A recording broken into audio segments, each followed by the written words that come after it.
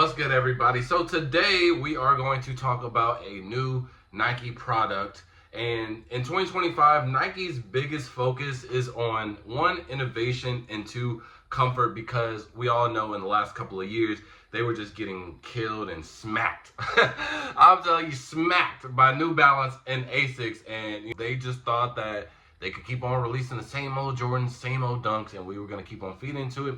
And obviously we didn't. But I will say, over last year, couple of months, Nike has been doing some pretty good things, and I like what they're doing. And this new product that they just announced, which is about to have a release date in a couple of days, I'm not mad at it. There are some pros and cons to it, which we will get to into this video. But today we're going to be talking about the Nike Air Max DN8, which is supposed to be the next generation of dynamic air, which is a new, technology when it comes to Nike. So originally we have like bubble and things like that. So the dynamic air is what's going to be in the Air Max DN8. Now, if you are familiar, last year we had just the regular Air Max DN, which I do have a pair of. And I wasn't mad at this at all, because that shoe is literally one of the most comfortable shoes that I've ever put on my feet. It's more comfortable than Yeezys, it's more comfortable than Vomeros, more comfortable than my New Balances and my Asics. The only thing I can really complain about is that, and this is in general with a lot of Nike shoes, whenever they go into this comfort area when it comes to shoes, it's either super bulky or super ugly or just a really high retail standpoint. And I think that's where it's really hard for them to sell and really compete in that aspect, because brands like New Balance and Asics, which they've been doing since the beginning of time, they're always going to be fairly cheap. Average Asics is $130, average New Balance is $160, and whenever it comes to Nike, we always start in like the twos when it comes to these comfort functionality shoes. But this one, I will start off by saying I was able to get an early look. I was able to purchase them early, but retail is $190, which I think will scare a lot of people away, because anytime you drop an Air Max when it comes to Nike, I feel like it should be in that 160 and below range, right? I think 190, we start to think about higher end when it comes to Nike, higher end stuff, or maybe Jordans, things like that. That's when we get to that 190 range. So 190 on an Air Max is like, what's so special about it? And if you want to talk about the technology behind it, the dynamic air unit works by having air freely flowing between the chambers, each with a different PSI. The front two tubes on the forefoot have 15 PSI and the back two have 5 PSI, mirroring the rear air unit. So 5 PSI in the front and 15 PSI in the back. Now again, to the normal person, they're probably not going to know anything that I just said, and that's not even going to be a conversation when it comes to if they go into a Foot Locker or Champs or Nike themselves and what are the benefits of this. I don't even think that will come up. It's just a matter of, if I put this on my feet, how good does it look and how comfortable is it? Now again, I do like the shape and the look of this. It does look some type of like a Yeezy, I'm not gonna lie, with also a Shocks kind of vibe.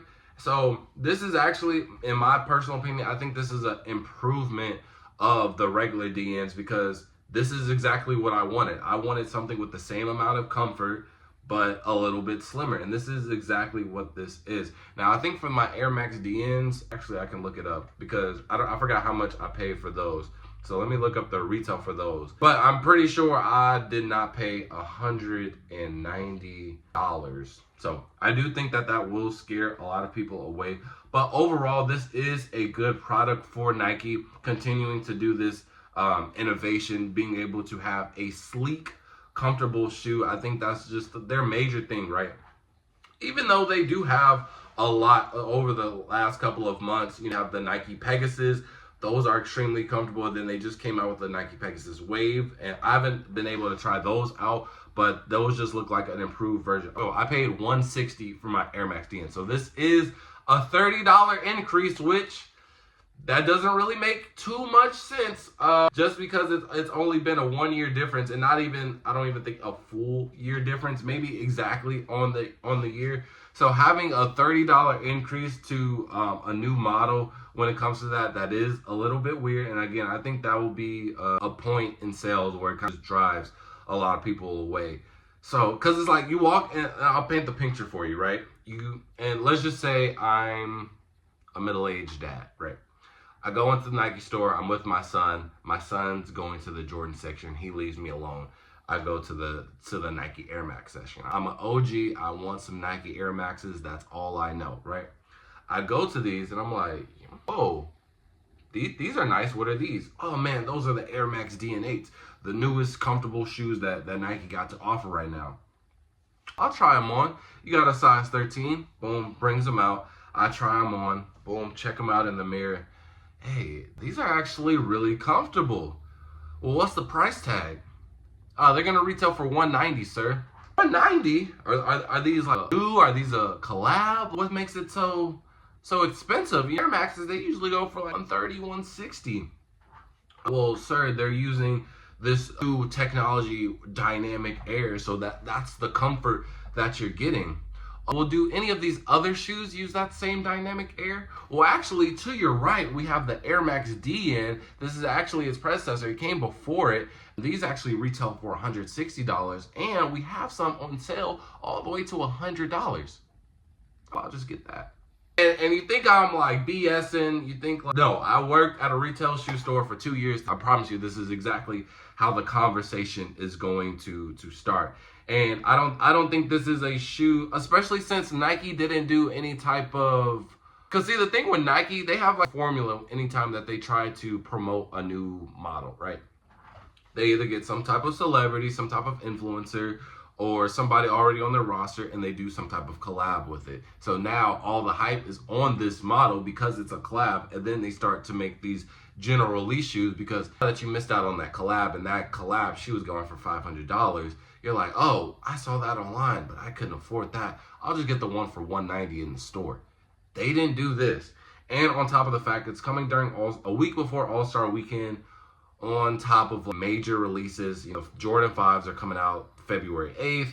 And then obviously the Kobe's, both Air Jordan 1s, the Foamposites, all the KDs. It's a lot stacked for February. So I do think that these will 1,000% go under the radar. I think that price tag will scare a lot of people away. And I won't be surprised if these do go on sale.